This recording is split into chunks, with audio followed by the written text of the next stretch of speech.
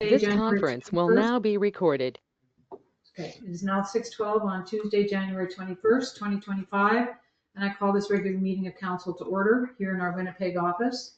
I respectfully acknowledge we're meeting on Treaty 1 territory, the traditional homeland of the Anishinaabe, Cree, Annisinaabeg Nation, Lakota, Assiniboine, and Dene people, and the homeland of the Red River Métis. We respect the treaties that were made on these territories. We acknowledge the harms and mistakes of the past, and we dedicate ourselves to move forward in partnership with Indigenous and Métis communities in a spirit of reconciliation and collaboration. So introductions around the table. Mayor Penny McMorris. Long-term. And on the screen, we have coming to you from beautiful downtown Fort McMurray. Councillor Kumka, you're muted. Councillor Randall coming to us from Victoria Beach. Hello, I'm great. And Councillor Axworthy coming to us from Victoria Beach. Thank you, Steve. And Councillor Chadsey, I see you're here, but would you like to say hello? Or not? Okay. All right, we'll move on to the adoption of the agenda. Be it resolved, the agenda be adopted as presented. May I have a mover, please? Thank you, Graham. Second, Steve. Any additions to the agenda, gentlemen? All right, hearing none. All those in favor? Aye. Erwin, are you in favor of the agenda? Thank you. You're muted, Erwin. You're muted. Just take your microphone. Can you do this? Councillor Chadsey's having some issues, so he's asked me to connect through my phone. Oh, boy. He's on here twice. I don't know if that's part of the problem. Ian, why don't you log out because you appear on the screen twice. All right. So did I get 3 yeses for the agenda? I believe we did. All right. Yes, Thank you you. Ian? All right. We will move on to the minutes of the December 17th, 2024 regular meeting of council. Be it resolved, the minutes of the December 17th, 2024 regular council meeting be adopted as presented. May I have a mover? Thank you, Steve. Second? Graham, thank you. Any discussion on the minutes, gentlemen? Oh, they look fine to me. All right. All those in favor? Aye. Carried. Thank you. All right, we have a delegation this evening. Stuart Justa, I know is signed in. Stuart is here to talk about bylaw enforcement. Stuart, can you turn on your microphone, sir? You have the floor.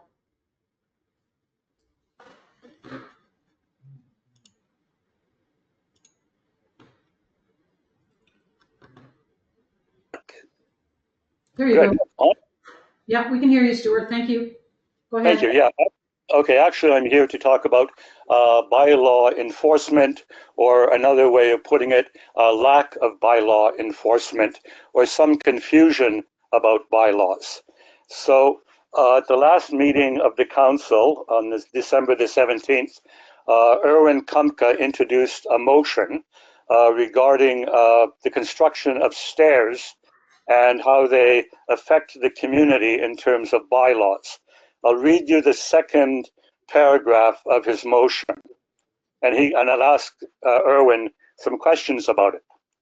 And whereas over the past few decades, many residents have constructed, at their own expense, well, obviously theirs, stairs to access the beach on public property from their private property. And whereas said stairs were built without a permit or formal approval from either the Crown or RMVB Council, due to a lack, what he calls formal process, or RMB bylaws that deal specifically with this issue. So Erwin, you believe there's some kind of ambiguity in our bylaws. So looking at bylaw 594, I'll read it out to you. It states, no private structures of any form above or below ground level which extend into or are constructed or located on public land, including municipal roads and streets, shall be constructed or maintained without the permission and approval of council. Can you tell me how that is ambiguous and not clear? Are you asking me to comment at this point? I'm waiting for the end. I'd like you to comment, because the last time I made a presentation, I expected some comments at the end. There were none. So I'd like you to say how you find that bylaw ambiguous. From a procedural point of view, Mayor McMorris, I'll wait till Stuart Justa has completed his presentation. Okay, so I expect an answer at that point. We'll read another one for you. Bylaw 599 states that no construction can take place without permits. Obviously, these stairs were created without permits. So very clearly, we have bylaws in place that deal with the issues. They are not ambiguous. They are very, very clear. Right?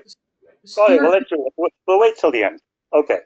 Now, having said that, there are a number of things which have happened that have basically taken place at Victoria Beach with construction on Connaught specifically. I'm referring to Connaught because it's the beach I know best. In 2010, 2011, with the big storm, Penny, I think you would agree, every single structure on Connaught ended up as debris on the beach. In other words, they all came down. The storm wiped them out. This left dangerous sort of wood on the beach with nails, spikes, screws in it that were potentially harmful to people in the community. So there were no construction on Connaught Beach after the big storm. One big structure that came down was at 465 Sunset. It was a large freestanding structure built up from the beach, parallel to the bank, that came down. But it lasted for the first week. Penny would probably know this. It took a week for it to come down, taking part of the bank with it. So in other words, people have been building these things. They have come down. They have created problems. Secondly, according to the bylaws, they should never have been built. Now, this summer, or this year, a structure went upstairs at 465 Sunset. It was reported by an individual both to council and to the building inspector while it was being built. I also reported it to Lon at the council office in November when I returned. The structure was completed. So in other words, no action was taken to stop the construction of something which should not have been built and was in violation of our bylaws. So that is a fundamental problem at the beach. People do things, they create structures which are illegal, and yet no action has been taken. As I said, if I went on 8th Avenue, built a 20-foot platform to view the beach, the council would obviously fine me as an infraction of the bylaw. It would not be permitted. Yet, we are giving public land, and public land is being taken by people to build decks and to build stairs where they do not belong. So this is totally unacceptable. Now, the other thing that has happened is that there has been certain reference to the potential, let's say, legal implications if you sort of take action. There is no problem with taking action. If people want to threaten a lawsuit, let them. And I find it particularly repugnant for Ian to state, well, rich people might have a class action suit. So let rich people get away with what they want to do. This is unacceptable. It privileges certain people in the community. You are the stewards of the public land, and you should be protecting it. Now, the other thing that Erwin mentioned on the 17th was that his committee, the Shoreline Advisory Committee, is developing policies about this issue. Bylaws should not be developed by committees. These committees are set up in such a way that they have a biased component to them. In other words, Erwin, you have referred to people in this community as the unfriendlies when they opposed the building of revetments. You also named to the committee an individual who had a financial interest in the building of these revetments, one Laura Jones. Okay, so in other words, people have been appointed to this committee who with a potential conflict of interest. I find this quite amazing how you can appoint. Wolf Craft was not appointed to the committee, obviously, but you appointed someone with a financial interest in the building of revetments. I find this unacceptable. I could go on and mention a number of other things. However, let's say, well, anyway, there's not really too much to say except I would like your response now. I just, before you jump in, Erwin, Stuart, I don't recall all the structures coming down in the storm of 2010. I'm not surprised that most of them did. I'm not sure about 465 Sunset having a large structure. I know they do not have a large structure now. I think the one you're referring to is closer to King Edward that was constructed this summer. No, actually, it's one. There's been a new set of stairs. You probably haven't been down to see it. It's close to the point. It's sort of built in a drawbridge style. There's another one also built with a drawbridge style. This one was just put up, and it was reported while it was being built. Okay, yes. To the council. And no action was taken. And I will say, after the big storm in 2010 to 11, when there was an attempt to rebuild that large thing by putting a concrete platform down on the beach, that council, of which you were a member, stopped it being built. Yes, we did. Okay, in other words, you took your duties very seriously, and for that, I thank you. Okay, you actually did the right thing. Okay, but that is my point here is that it's not 465 Sunset. You've got the address wrong. You think so? 485? It's the last cottage.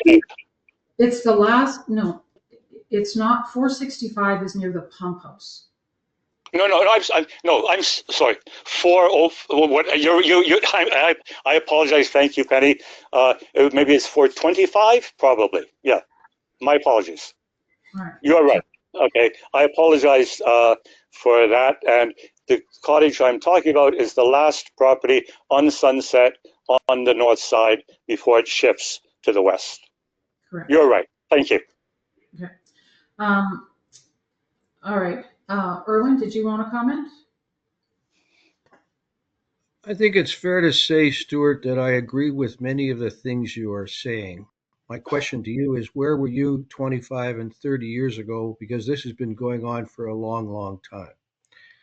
I will agree that the issues that this council is facing, the issues that we inherited, are of great concern to me personally. And I'm working with the committee to see if we can't come back to council with recommendations, not policies, recommendations. As far as the issue of the actual bylaw, the bylaw was crafted by our very capable CAO. Councillors are not responsible for crafting bylaws. We work on developing procedures and policies, and the actual writing of bylaws is the work of the CAO. With respect to Laura Jones, when she was selected by council, not by me, but by a group of councillors, we had 13 individuals apply for the position, and we had a challenge. Laura was selected as one of 2 representatives from within the VRA, and when the issue of Connaught surfaced, she immediately withdrew, recognizing that she was in a conflict of position. Peter Garrigan stepped up on that particular file and did an admirable job. I will make one more comment about the unfriendlies. Stuart, will you please recognize that I apologized to you for the use of that word? those were not my words. I was using words that had been coined by other people. That was an error, and I have apologized to you. When I reached out to you in the summertime, I said, Stuart, maybe we should have a chat. You completely dismissed me out of hand in a very arrogant, irresponsible way. I look forward to shaking your hand someday, but time will tell. Thank you. Okay, you have called me disrespectful and arrogant. I have not used those terms for you. Okay? Hello. In other words, you have just now insulted me, which is fine. You're allowed to do that. You are on the council. Secondly, the bylaws, as I said, I'm not concerned about, the bylaw has been written, it is good. It's your motion that you wrote. I'm no concerns with the bylaw. The bylaw is excellent. As it stands, it says you should not and shall not build anything that encroaches on public land without permission. And you shall not and will not build anything unless you have a permit to construct something on public land or your own property. You should know this, Erwin. Haven't you had a problem with a construction on your own property? The problem we have, Stuart, goes back for 50 years, and it's not an easy solution.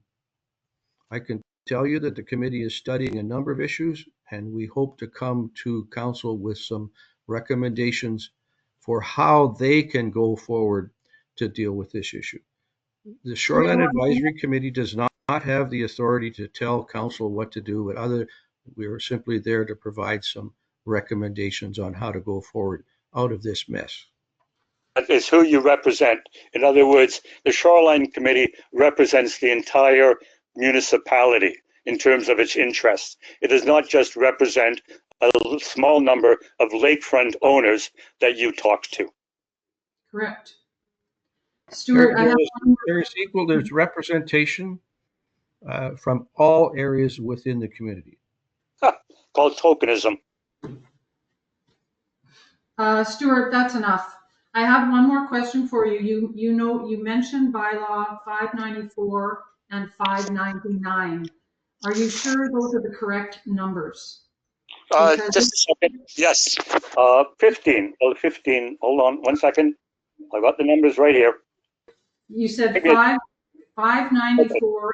1594 is encroachments and licenses. 1594. 1599 is unauthorized work. 1595 is banks. Okay, thank you for that clarification. That makes more sense. 594 and 599, if those were what you first referred to, would have been many decades old. So well, thank 15, yeah. All right. Thank you. Yeah, thank you. Council, any other comments? All right. Thank you, Stuart, for bringing this to our attention. We'll review these bylaws, and we look forward to hearing what the Shoreline Advisory Committee has to say. Well, actually, I have one question that has not been answered. Why was no action taken on the construction of the stairs this summer when the council was informed of it? I believe our building inspector did talk to the property owner. Council doesn't enforce the bylaws, Stuart. I think you're aware of that. We passed it on to the building inspector. The building inspector, to my knowledge, did speak to the property owners. And then I believe action has yet to be taken because council didn't know what we were going to do about this. So that's where we're at. When bylaws are broken, you're supposed to take action, period. I mean, if you have somebody driving down 8th Avenue at 90 kilometers an hour, the police see them, they will take an action. If they see them, yes, they should. But and you know of it. To be clear, Mayor McMorris, our building inspector did file the appropriate form with the property owner. All right, thank you. Okay. But the property owner completed the work. Correct. After the building inspector saw him. Correct. No permission. Correct. No permission. Correct. All right. We're at a bit of a stalemate here, gentlemen. So thank you, Stuart, for presenting. We will move on to. Thank you. Thank you, Stuart. We will move on to committee reports. Public Works, which I sent to all members of council earlier today, I believe, or yesterday. Weekly garbage pickup is every Monday. Roads are plowed and sanded as required. Windrows are removed upon request, but we require 48 hours notice, please. And call ahead or email to be added to the list. They do need that 48 hours notice at a minimum. They have over 120 driveways on the list, and it takes at least a full day, if not more, to clear them. And it was pointed out to me today that there are many residents who are on this list who never use their driveways most of the winter. So if you're not using them, please don't add to the workload of our guys, and let us know that you don't need them done. Public Works must be able to see your address, as many are covered with snow, and at times they can only find an address close by and then count back to the requested one. Civic address signs can be ordered throughout the year till September long weekend. Signs are then ordered and installed in the fall. Public Works has started marking dead and dangerous trees on RM property throughout the beach. An arborist has been hired at a very reasonable daily rate. He'll drop the trees while Public Works follows behind and does the cleanup. The community center rink is flooded and cleared as needed. Preventative maintenance is ongoing on all municipal equipment. The cold weather is extremely hard on our vehicles. E-service requests can be made through the RM Victoria Beach webpage. Water samples from the well at the fire hall and the Albert Beach pump house are tested monthly throughout the winter. Bike racks and benches are currently being built at Public Works. And that is my Public Works report. Any comments, questions?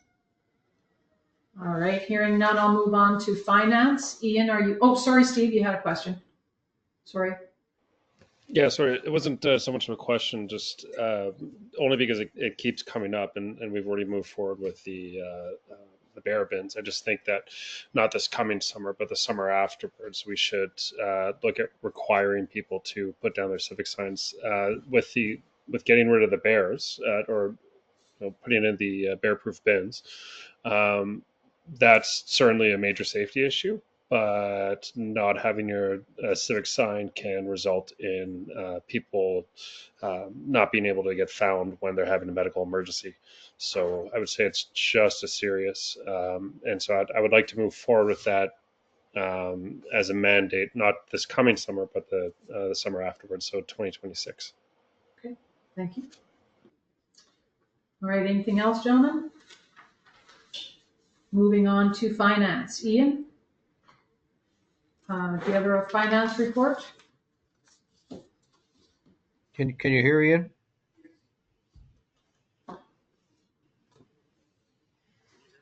Can you hear now? Just a minute. Just a brief update. Yeah, I can do a brief one if that's okay with everybody. Yeah. We've closed out. Lon's going to make a brief report, Ian. Is that okay? Let's find out. Can you hear Ian when he speaks? No. I can hear you through Erwin's. Try that. How's that? His car might be muted. Can you hear me, Penny? Oh, yes, Yeah. now I can. Yes, go ahead. Yeah, I think. Okay, perfect.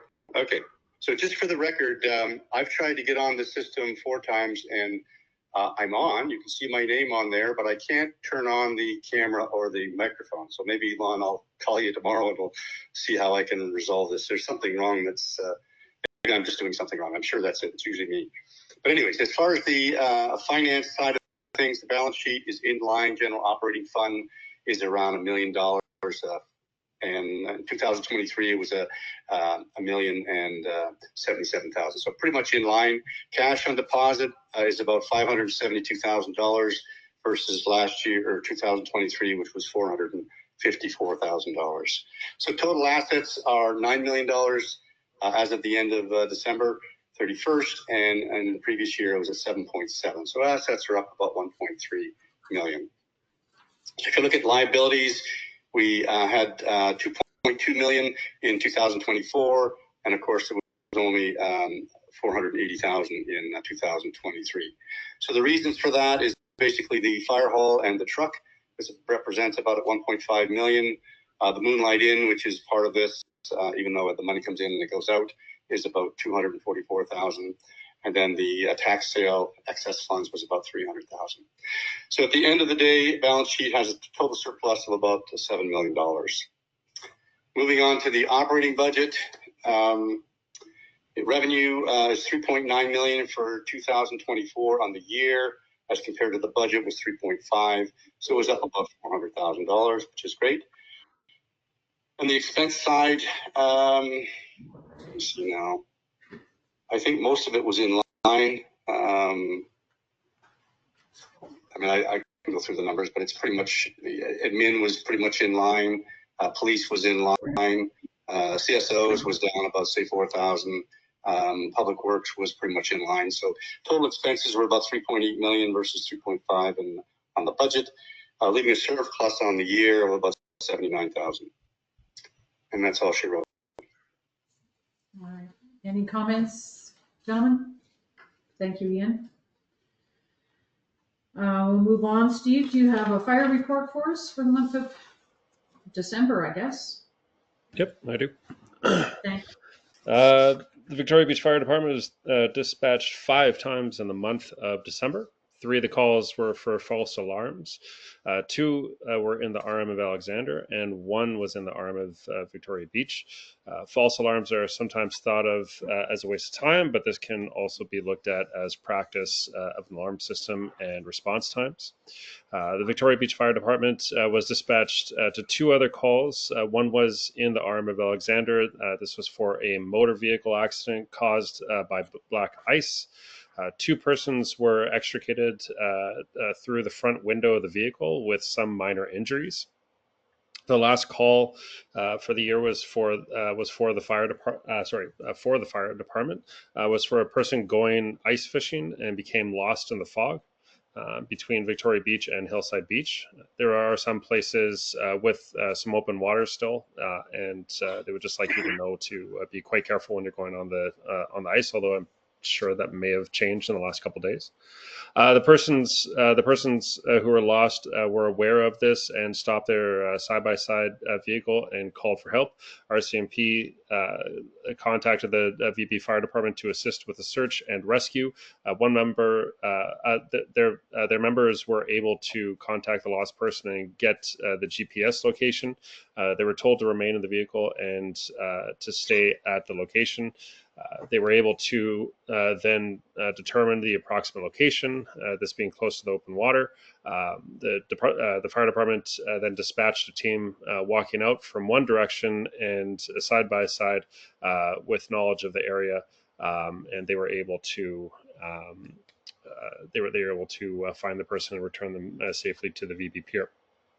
Aside from that, pretty much everything else is just standard, normal stuff at the department.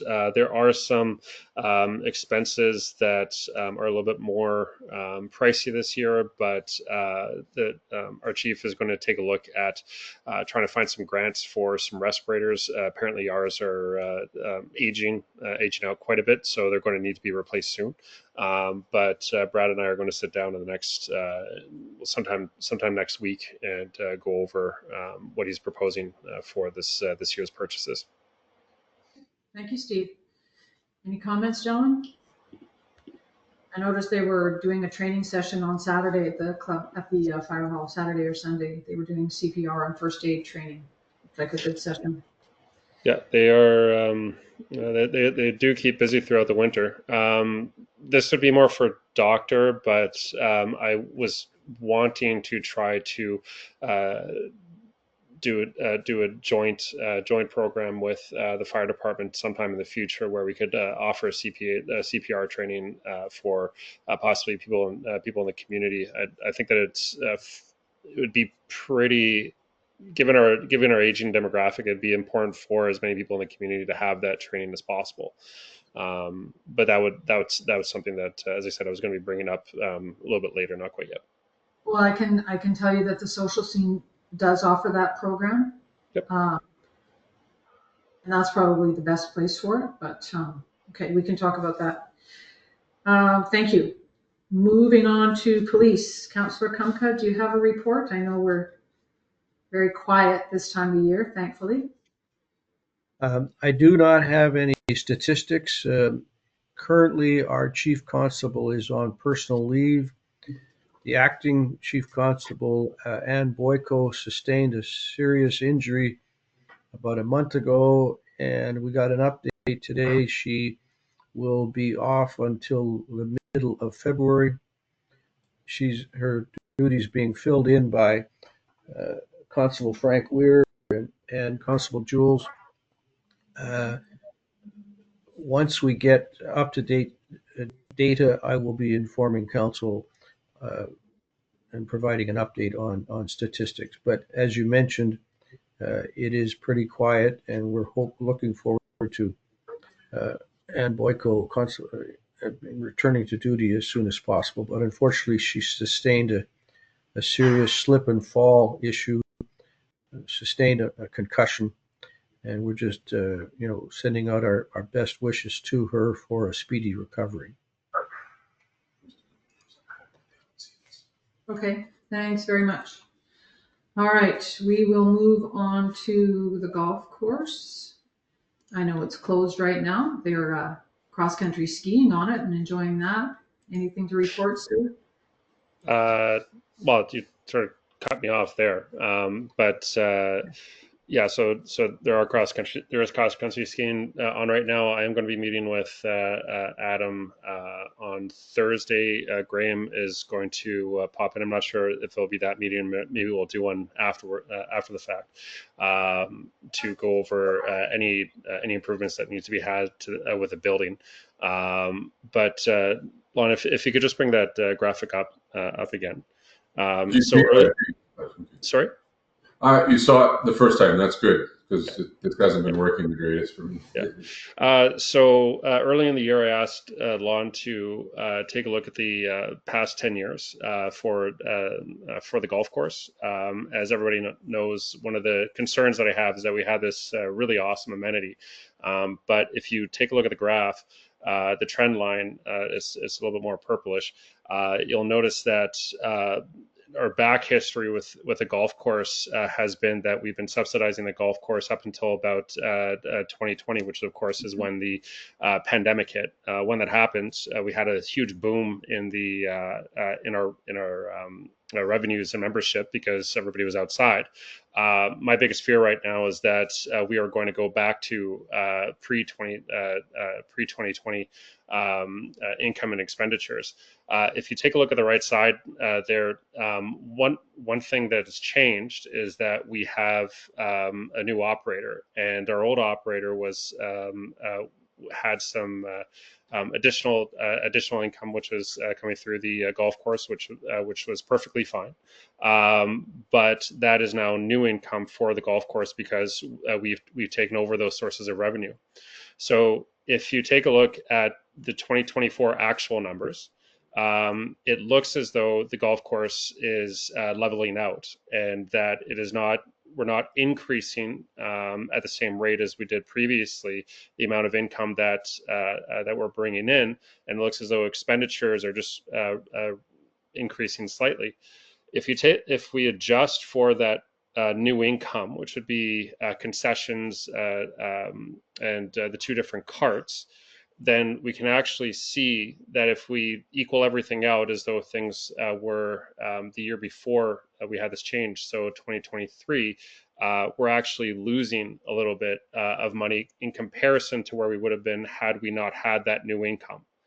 The expenditures, thankfully, Adam has done a fantastic job in being very careful with those, and so the expenditures have actually gone down slightly. Again, this this is all having adjusted for everything, but the income, our revenue stream is going down slightly, and where we're seeing that is in membership draw as well as green fees. They're not as strong as they were. We're not seeing the increase that if you just took a look at revenues versus expenditure that you might assume that we had.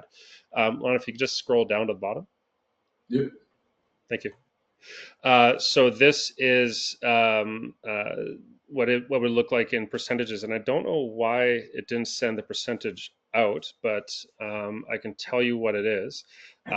So the percentage drop, if we take a look at the adjustment for, again, adjusting for new revenue, then we are down just over 11%. I believe I'd have to, sorry, if you can just bear with me for one quick second.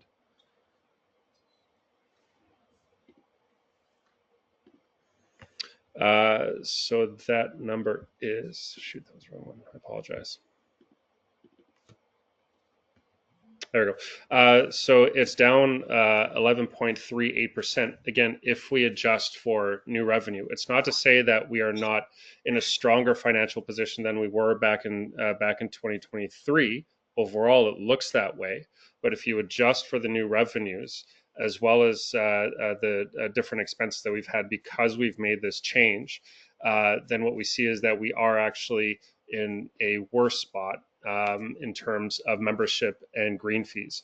So moving forward, I do want to try to get to get a tournament that is operated by the municipality to help to bring in some additional revenue for the golf course. Again, I've put this the shout out, and if anybody wants to help, one of the places that you get your revenues from a tournament is in sponsorship. So I do need help trying to find those sponsorships.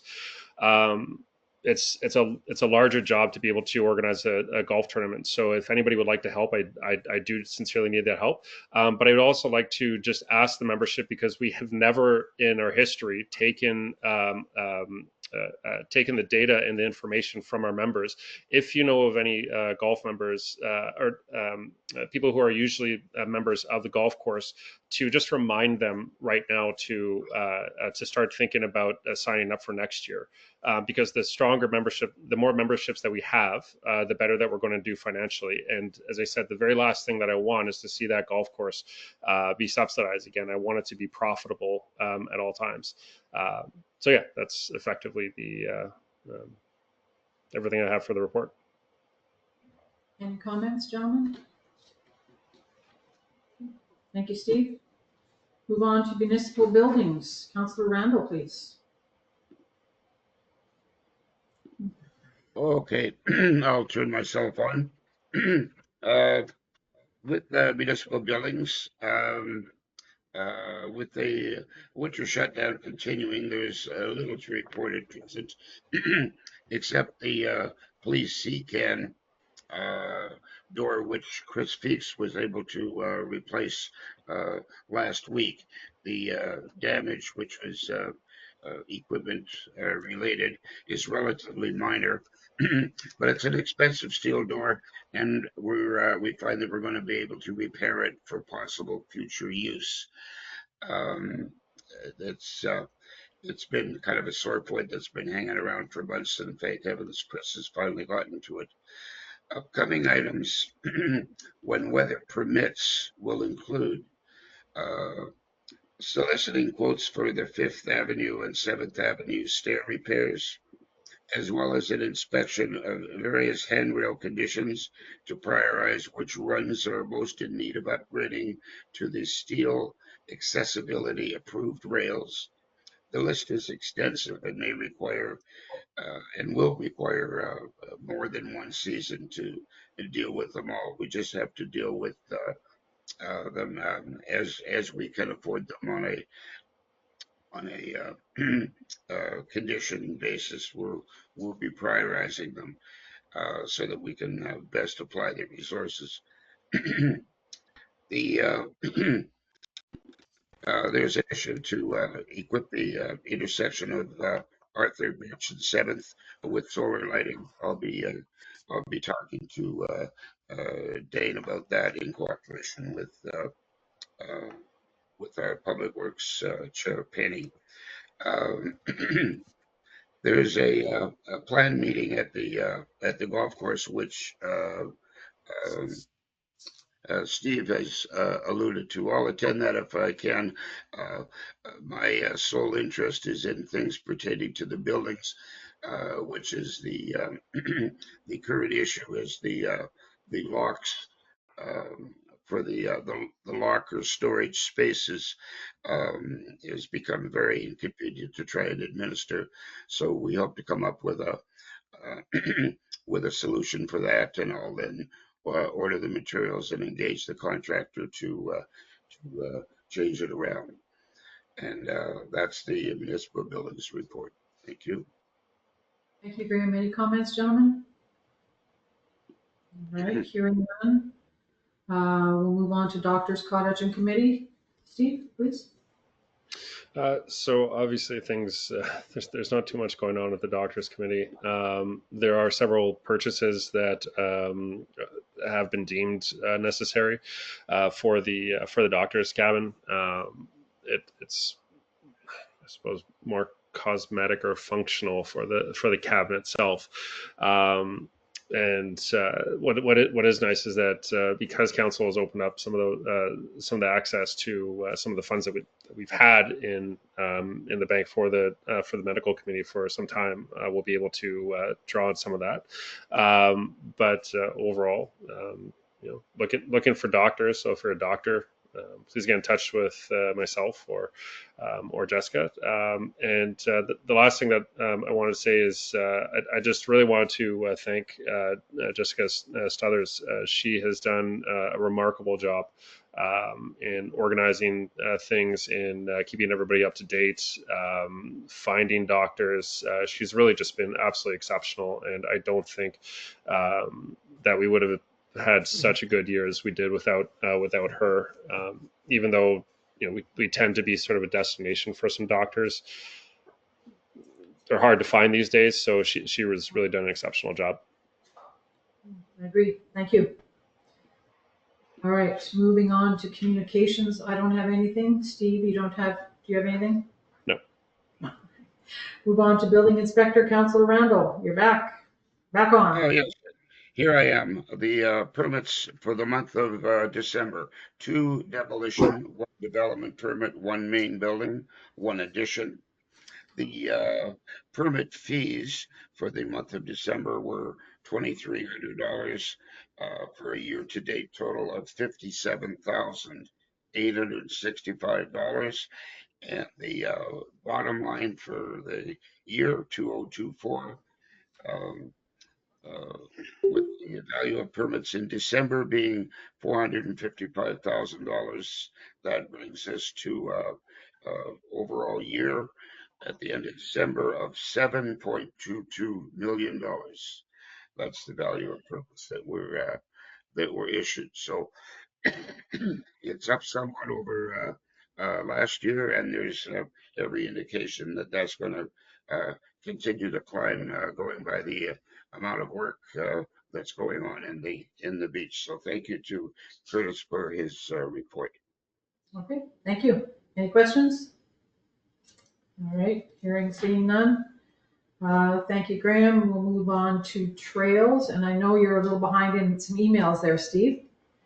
I have been absolutely inundated with spam for some reason, so I've been behind. This morning I received over 500 emails. I had to about 30 minutes where I had to go through and delete them all. So I apologize if I haven't been responding to some. Although I did notice that, Penny, you've been able to actually figure out how to get the mapping done. I contacted Trails Manitoba, and the person that I spoke to there said that they didn't know how to do it, and same thing with TCT. So thank you for that. I was thinking I was going to have to go out and just do it with my phone. Other than that, the trails, if you want to go out on your cross-country skis, they're available now. I think you're crazy for doing it, but go have fun. Other than that, I don't really have anything right now for trails. Do you cross-country skiing? Yes, thanks, Steve. Yes, we did apply through Trails Manitoba for a grant, as well as Trans-Canada Trails for a grant. And we'll see what happens with that. And hopefully we can move forward with winter and summer trails mapping, Steve. And signage may be phase 2, but we can get updated maps. And there's new technology that's apparently much easier to use. And so fingers crossed we get this grant or these grants. Moonlight Inn, Councillor Randall, do you have an update on that? Yeah, with the Moonlight Inn, I've submitted to all of council the minutes for the December 20th meeting that took place. It provides a lot of detail on the construction details, the progress of the various trades. It's all laid out for your viewing pleasure. You can take a look at it. I hope you will. There are 2 or 3 points that are worth mentioning above and beyond the mechanical trades. One is accessibility. An issue was raised concerning the courtyard and whether it might interfere with wheeled accessible vehicles, and it looks like that's being addressed satisfactorily, and we thank Penny for bringing that to the attention of the Friends of the Inn Committee. On the liquor license, the liquor license has been approved in principle. All that's needed now is a formal license granted once the construction work is done and inspected by MLCC. So there's progress. There's good news there.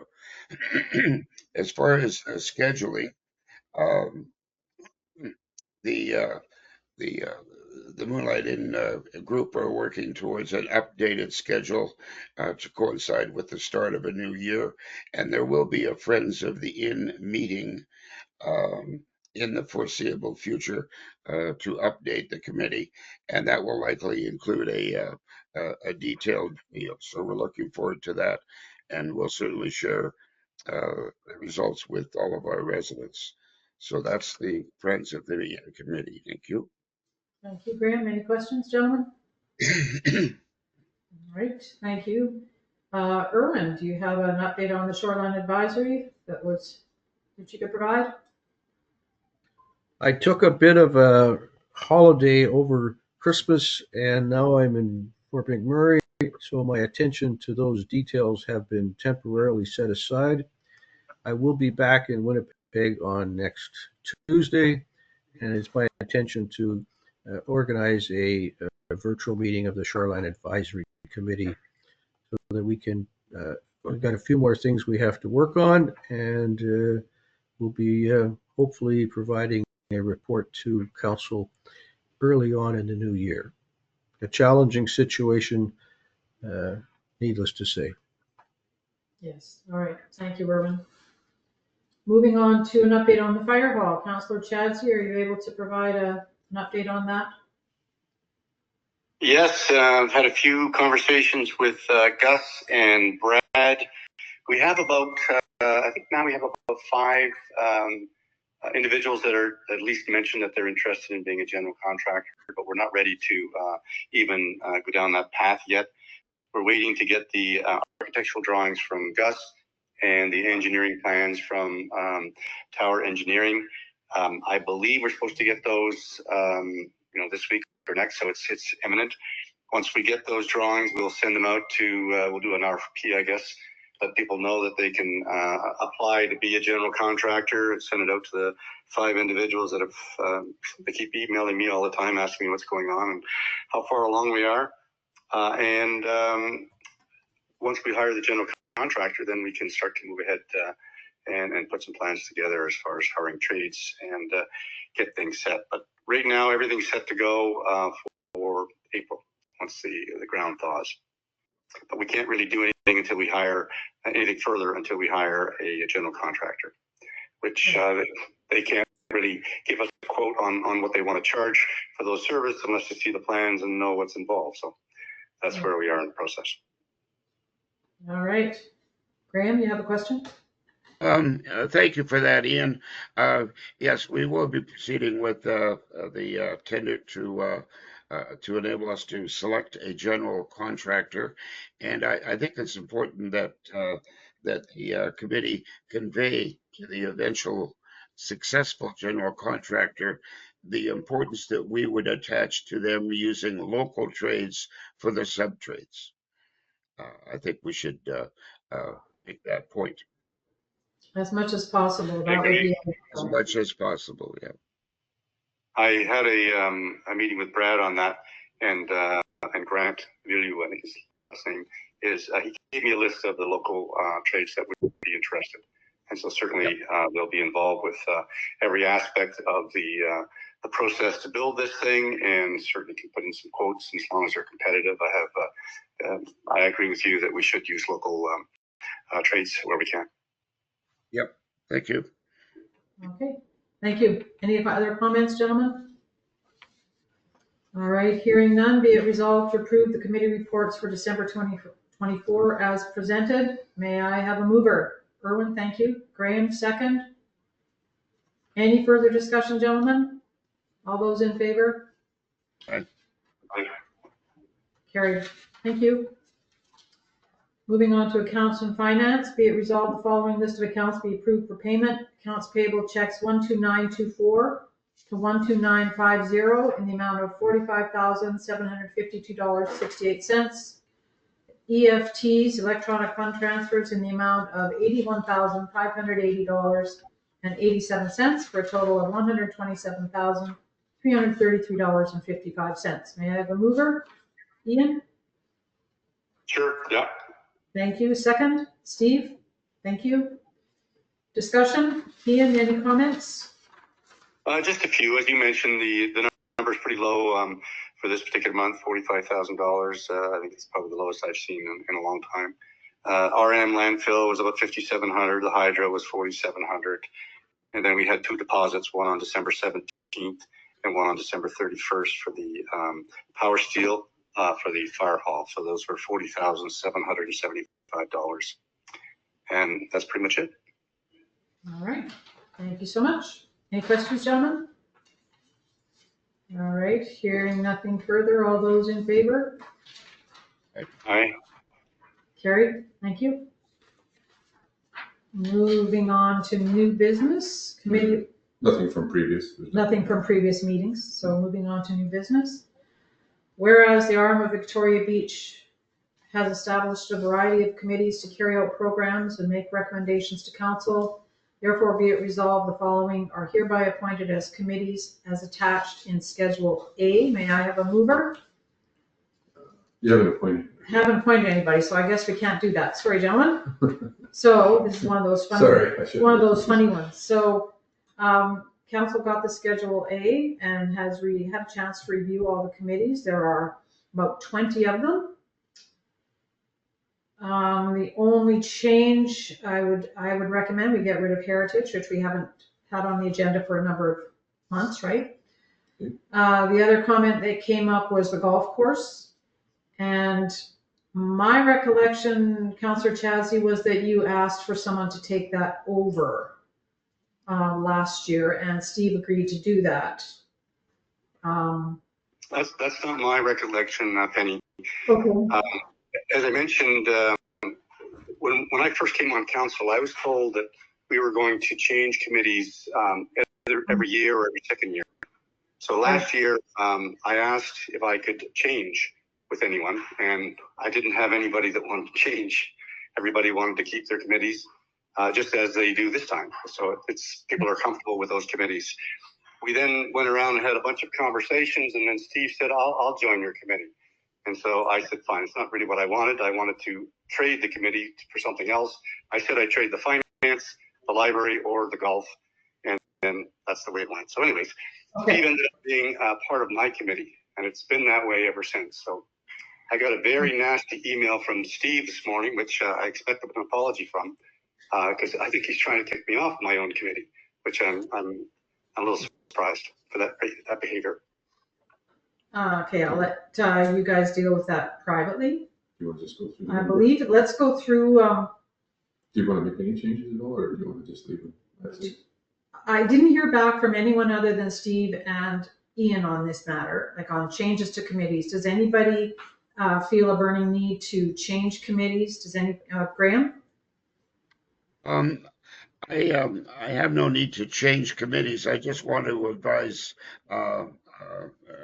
council for their information that with the Community Futures Group, I will be attending their meetings virtually during the winter because of the problem I have driving at night in the snow during the winter, and Sherilyn's aware of that. So there's a bit of a condition as far as my being the He's already been appointed to this. committee delegate, but it appears to be acceptable if the rest of council will agree to that. Yeah, if that works, I think COVID proved that these virtual meetings, as we're doing tonight, can be very useful. So I don't have a problem with that. Okay. Ian, I think you're doing a good job on the finance committee. I don't see anybody rushing to take that portfolio away from you. Police board's going through some personnel changes, so I think we should leave that alone. Please stop me if you feel otherwise, gentlemen. Fire and first responders, we don't really have first responders yet, but Steve and I have been working with Brad the last few years. Ian, you're working well with Brad on the new fire hall. So if you want, we can take my name off of that, and you can be fire and first responders, or we can just leave mine and you carry on as per normal with the new fire hall. What do you think, Ian? It doesn't matter to me. I'm perfectly happy just to leave things the way they are. It sounds like what people want to do, so I'm fine with that. I've got the library committee, I've got the golf, and I've got the finance. If you want to give me something else to do, I don't mind doing that. But I don't mind leaving things the way they are. Okay. Thank you. Can we provide clarity on the issue? Is the golf course to be chaired by Ian? Well, that seems to be something that that needs to be sorted out. I went back with interest and looked at the list, the Schedule A from 1 year ago, and it clearly shows Ian as the recommended chairperson for the golf course. I'm not sure how that got changed for the coming year. My recollection of that discussion was, my recollection was that Steve was going to assist Ian in handling that committee, but he was not appointed as chair. If you look at the Schedule A from last year, you'll clearly see Ian Chadzy's name in the position of chairing golf course. Steve, thank you, Ron. All I was going to say tonight is that I would prefer the way that the schedule was originally sent out, which would be to have myself on being the chair of the golf course committee. What I would say is that I have worked and have been working with Adam. I've been speaking not nearly as much as Lon does, obviously, but I've been speaking with Adam. I haven't had any issues with him whatsoever. With Elaine, the times that we've had discussions, they've been positive. There's a couple of things we all disagree on, but that's fine. But I've been meeting with them, having discussions, going over the numbers as I pointed out tonight for the last 10 years. And I'm also actively trying to find ways to ensure that we make that asset as profitable as possible. So if people aren't happy with the way that that's going, then maybe we can have a conversation about that. I would point out that at least for the last 8, I think even for the last 10 months, when this has come up in our monthly meetings, the point person has been myself. So had it been or if council's intention was to have another councillor be the chair, then that would have been the more appropriate person to have been asking every month to deliver the report. Yeah, valid point, Steve. I don't think we need two of you on this committee. Ian, are you desperate to hold on to this, or would you be all right if we put Steve in the head in the position or in the on the committee, since he has been doing most of the. I plan on staying on the committee. I was working with Lon to hire the superintendent last year. I did the interviews with him. I did most of the research, actually a lot of the research on the new golf carts rather than buying 10-year-old golf carts. I was the one that was phoning around trying to find a better option for us, which we did. We found we bought golf carts that were brand new. So I plan on staying on the committee. All right. Councillor Axworthy, I'll go back to you. Are you interested in staying on the committee? That was my plan. You know, it's really up to council, but yeah, I mean, I would agree. There's no reason for both of us. So if Ian believes that he has strategies to move forward and look at the financial numbers in detail, and not reject the ones that our CAO has sent out from the actual numbers, then I'm perfectly good with relinquishing that. That's not an issue. So yeah, I mean, that's sort of where I would leave it. That effectively means that I wouldn't be involved with any of the budgeting in terms of what's happening on the golf course. And that I would also point out, just with the comment about the golf carts, I certainly won't take away from Councillor Chadzy's research on the golf carts. I would only point out that it is usually a better strategy that when council is having a discussion about which carts we should be going for, to not wait until immediately before the vote to suddenly put a wrench in the whole system and cause, I think it was a month and a half of discussions over something that had already been decided. But it's entirely up to you as to what you want to do. But I think that my work there, and especially with pointing out some issues that might come up and hurt the municipality in the long run, I would say that I would be a fairly decent candidate to be able to stay on. But it's entirely up to you. I'm good either way. I'm teaching day in, day out, and I have my own issues to deal with. So just Ian on the golf course then? Okay. Ian, are you comfortable? Steve, we can give you a bit of a break with all the effort you've put in. That'll move it forward. Ian, are you comfortable being on this committee then? That works for me. Thank you. Okay. Thank you very much. Okay, so we'll change that to Chadsey. Thank you, Steve, very much. Municipal property, buildings, parking lot, and gate. That's mostly Graham Randall. We could just leave that, I think. Graham, you and I work well on that. Yeah, I think so. All right, Dr. Medical, Steve, you're doing a great job there. You're okay with that? Oh yeah, no issues. Communications, that mostly relates to the summer VB Herald and other communications throughout the year, so I think we're fine with that. Graham, building inspector. You're off, you're fine with that? Straightforward, and I've gotten along with Curtis very well, but there's a couple of questions I'm going to want to put to him about some of the issues raised at this meeting. Right. But it's beyond the scope of this discussion, so I'm happy with that. All right. I'm happy to stay on accessibility, unless anyone else wants to jump in on that one. Steve, you're still happy to stay with trails? We're moving forward. Yep. All right, Graham, you were appointed to Community Futures. Erwin, are you still with the IERHA Municipal Group? Yes. How often do you meet? 3 or 4 About times? 6 or 8 times. I was at a meeting last week, very informative.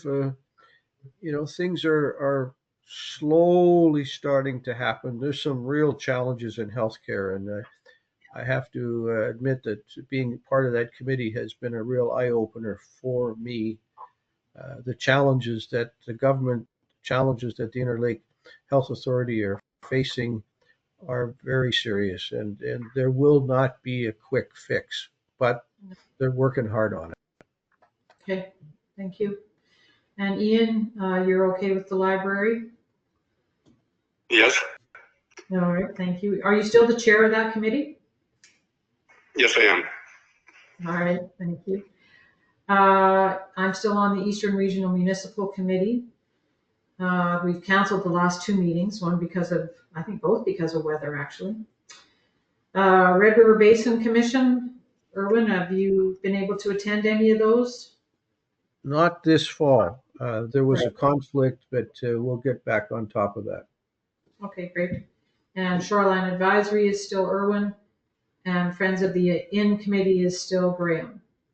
A Right. question to council, in light of the recent comments by ratepayer Juzda, does council still feel comfortable with me continuing to chair that committee? I'm comfortable with you chairing. I don't, I can be an alternate. I'm happy to be an alternate, and in my role as mayor, I'm allowed and able to attend any committee meeting. So if you need me to step in, I can. And I would still not have a vote on the committee, but I think if you're happy to stay. Councillor Axworthy, you have a comment? Yeah, I don't have any issues with you and being on the committee. My only issue, as you know, has nothing to do with your work on it. You're just reporting to council. My issue is just more that what's before the committee right now. That's my issue. It has nothing to do with your work on it. I think your work has been perfectly fine and adequate. So I don't have any issues with that. Just a comment. I think council, the committee has gone through some interesting questions, and I think what we're now going to be doing is narrowing our focus to come up with some recommendations on what would need to be done and not focus on the details of what needs to be done. In other words, we're going to try to identify the problem, say this needs some action, and then bring it back to council and say, okay, council, here's what we think needs to be done. How do we do it if you're in agreement? So that's a bit of change in focus. I think we were struggling to come up with the perfect solution. I think we're now identifying we just need to bring to council's attention the concerns of the committee. Mm-hmm. But Okay. as I said earlier, the more research I do on the issue, the more discussions we have. It's not going to be, there is no quick fix on this one, that's for sure. All right. Graham? I'd just like to offer my continued support of Erwin as chair of this committee. I think he's handling it as well as can possibly be expected. So thank you, Erwin. All right. Condolences accepted. All right. I the same thing. I offer my support for Erwin as well. I think he's been doing a good job on it. I think it's a tough position to be in. It's certainly an issue that's going to take up a lot of our time this year because I don't think we're going to get a sort of both sides to agree on what the outcome should be.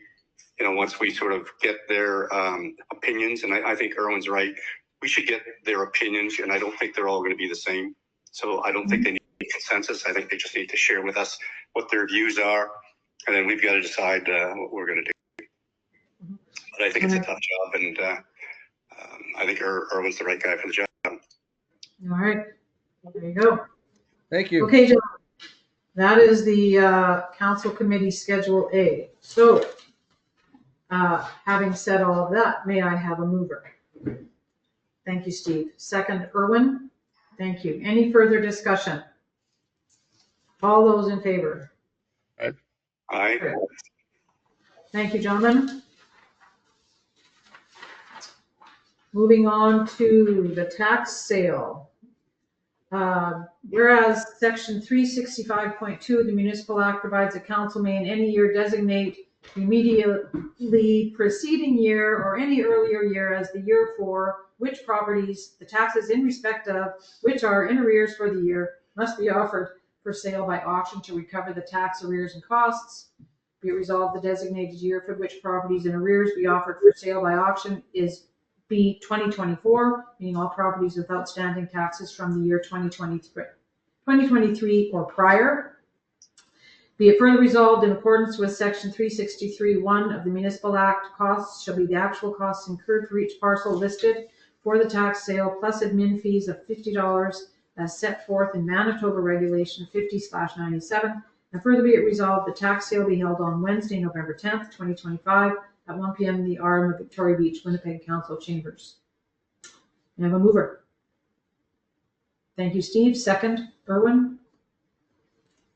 This is basically housekeeping, and it's something that that we've been doing more frequently in the last few years, and I think it makes a difference, and I think it gets some of those properties off the list. So to be clear, if your taxes for 2023 or prior have not been paid in 2025, your property will go for tax sale. Is that correct? That's correct. Thank you. And as you know, there's a process that tax service does on our behalf. So there's lots of opportunity for the property owner when they start getting emails and letters to come to an arrangement. Steve? Sorry, I just want to clarify what you just said. So it's not that by starting this process now they're going to receive their very first letter. They've been receiving letters for a while to remind them that they have to pay their taxes. I just wanted to clarify that because it sounded as though you were saying that we're just going to start now to send them messages saying, "Oh, by the way, you need to pay your taxes." That's already been done multiple times. Is that right? Every year they get a tax statement. Yeah. They'll be getting letters. We sent out a letter just a month ago. Anybody that was in arrears or anything owing. So yeah, no, it's an ongoing process. It's just they just don't pay it and goes for a while, and then this kind of just enforces. Yeah. This enforces a bylaw we got. There you go. All right. Any further questions? Nope.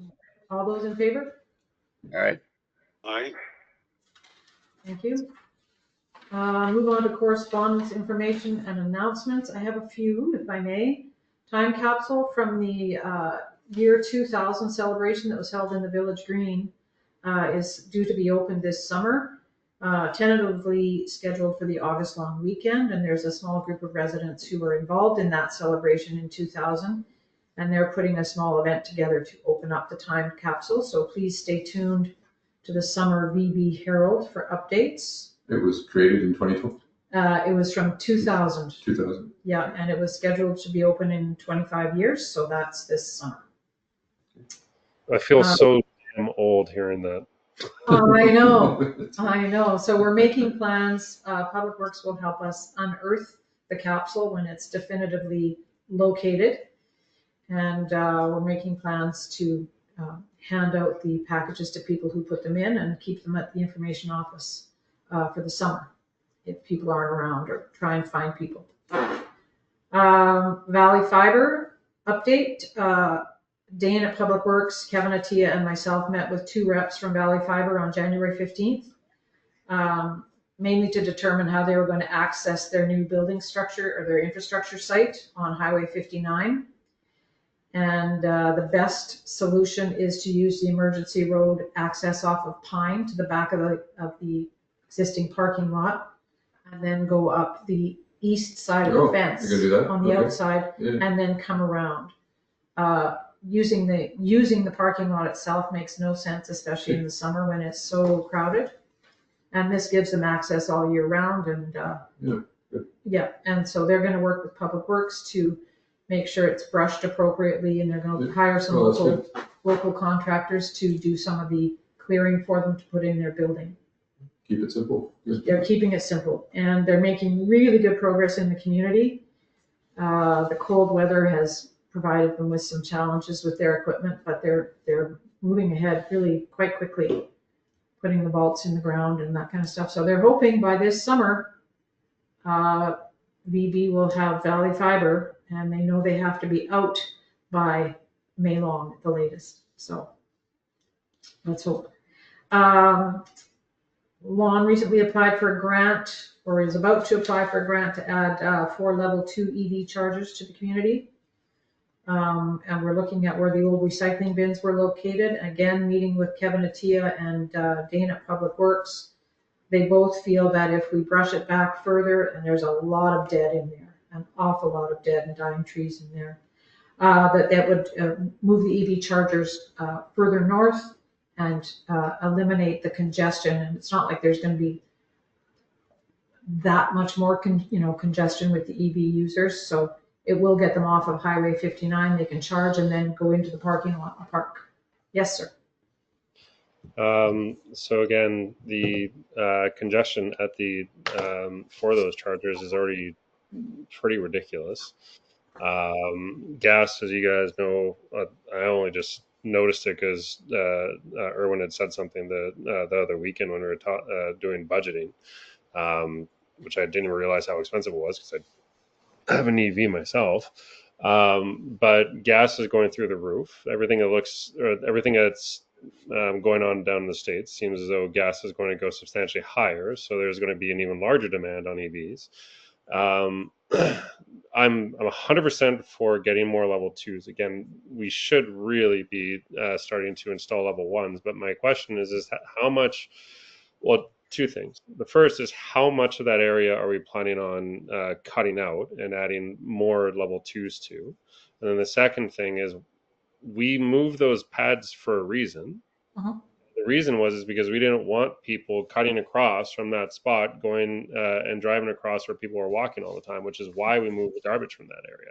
Right. So would we be looking at making an even larger space there for even more cars? It to me doesn't make any sense to move them across the road. And given that it seems like council is going forward with that literal football-sized expansion to the parking lot at the operator's request, then why is it that having just 4 EV chargers where they are right now, why is that such an issue? Because there is a grant available and you had to have 4. You had to apply for 4 EV chargers. It includes all the electrical and the installs. Everything, yeah, all the costs up to Everything. 125,000. So we applied for that, and I shared some of the same concerns as you, Steve, about the congestion. Talking to both Kevin and Dane, and Kevin sees it all the time. They felt that moving the chargers further, moving it in further north, allowed them to be completely off Highway 59 and allowed them easier access and egress to get in and out of there. So as more and more people buy EVs, because at some point in the future, I'm not saying it's next year, so please don't overinflate what I'm saying, but at some point in the not so distant future, everybody's going to be driving EVs with maybe like 1 or 2 exceptions. So there's going to be a very large demand on level 2. So why are we putting them in an area where we know in the future we are not going to be able to supply the massive demand for these, which will result in us having to move them again? They're expensive, Steve, as you know. So if we're successful with this grant, the cost will essentially, we hope, be covered. When you get down the road, you can put them anywhere you want. If you want to add more anywhere across the, Yeah. you don't have to put them all right there. No, but they're making room for 4. Yeah. What I'm saying is I don't understand why we're not moving, Right there, everything. like why we're not moving down the road that they're already in, putting the infrastructure in the parking lot for parking. Well, this option is available. Let's see if we even get the grant.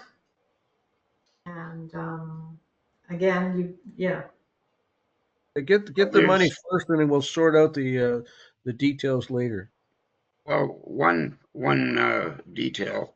We've got lots of room on the north side of the highway, as we know. We can go as far as we need to go there.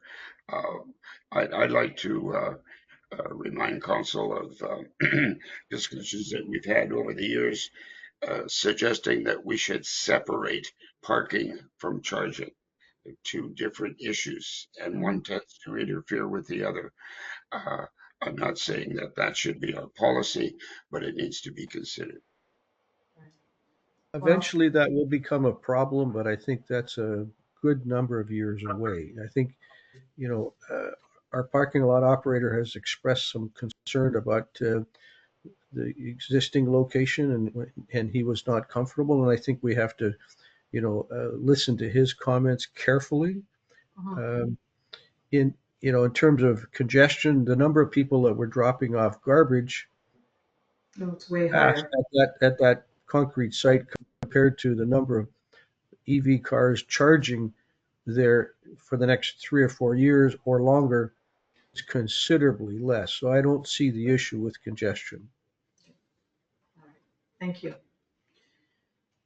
Council and CAO had our first budget 2025 meeting last week on the 13th of January. We'll be meeting with department heads to review their budgets and discuss needs and projects, hopefully in February. Kudos to a small group of volunteers who were working on a Fire Smart project on Pier Road. Last week in the bitter cold, a couple of them went out anyway, and they would like to get some more help when the weather improves to get rid of some dead and dying trees along Pier Road. They are all marked. So that needs to be coordinated. I'm attending an aquatic invasive species virtual summit meeting tomorrow. They want to get some input from municipalities on aquatic invasive species, what our concerns are, what our geographic areas and water bodies are, what's our interest and capacity to take on AIS prevention efforts, what type of support can the province provide. So that should be an interesting seminar tomorrow. Steve? It's more just it's more just information. But I was speaking to somebody.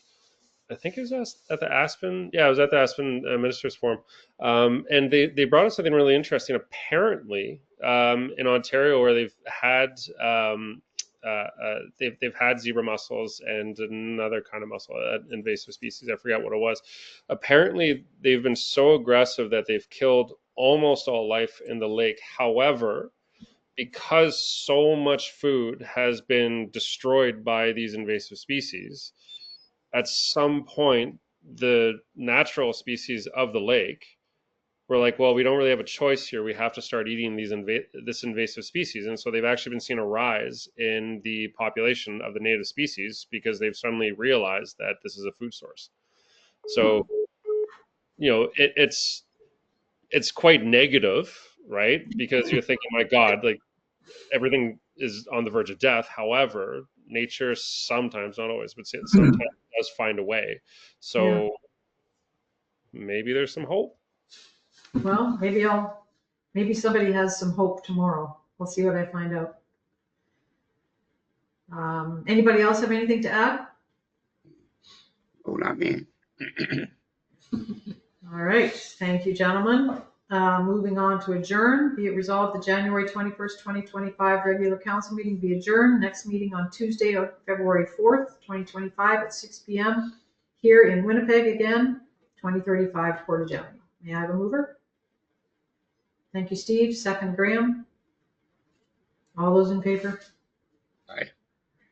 Carried. Thank you, gentlemen. Sorry for the technical difficulties at the beginning, but